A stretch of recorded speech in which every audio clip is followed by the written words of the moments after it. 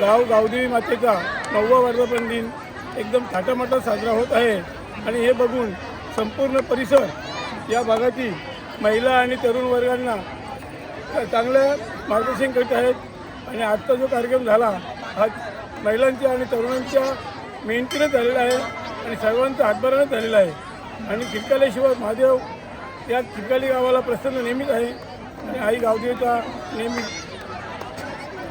सर्व रस्ते मदत असते आणि त्या मदतीमुळे ते सर्व चांगले कार्यक्रम खिडकाली गावात प्रत्येक वर्षी होत असते आणि होत राहावं ही गावदेवी माती शुभेच्छा। सगळा अतिशय संपूर्ण गाव ह्या उत्सवाचा आनंद घेत आहे आणि तुम्ही बघाल ना पूर्ण गावातली लोक असतील, आजूबाजूच्या गावातली लोक असतील आणि आपल्या गावातून दिलेल्या मुली असतील, ते सर्व इकडे जमतात। त्यांना म्हणजे त्यांचं जावई वगैरे सर्व येऊन इथे ना या अनेक वर्षापासूनची परंपरा आहे। गावदेवी आईचा उत्सव असतो, पण 9 वर्षापूर्वी आपण जेव्हा हे मंदिर ग्रामस्थांच्या सहकार्याने तयार झालं आणि त्यावेळेपासून आज ही 9 वर्ष झाली।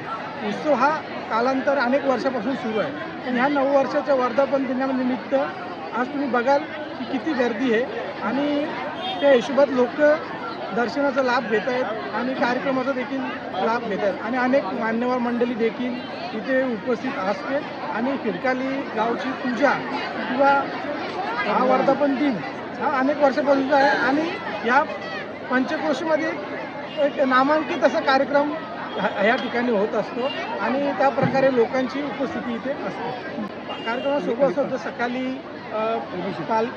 पालखी होती, सकाळी अभिषेक झाला, त्याच्यानंतर पालखी झाली, अजून एक दुसरं बुद्धेश्वर मंदिर आहे तिकडे पूजा झाली, त्यानंतर इकडे हरिपाठ झाला, त्याच्यानंतर कीर्तन होतं आणि आता 9 वाजता एक हास्य सम्राट म्हणून कार्यक्रम आहे, ते 12 वाजेपर्यंत चालेल। असं पूर्ण दिवसाचं रुटीन होतं।